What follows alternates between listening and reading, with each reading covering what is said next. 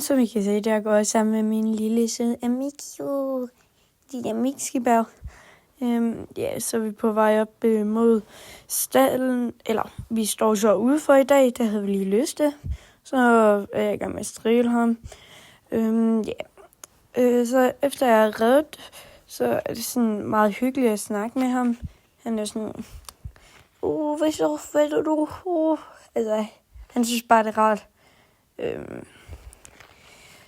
Først så kommer der et klip nu af mig, der redder stævn. Og det er mig, der redder stævn her. Så bagefter kommer der sådan mig, der redder longe i galop for første gang. Jeg kan ikke godt ride galop nu, fordi det er den der klip fra flere måneder siden, men det kommer nu.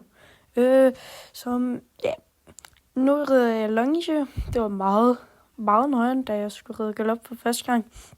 Jeg vidste ikke, hvad jeg skulle gøre, men det håber jeg ikke kommer til at ske igen.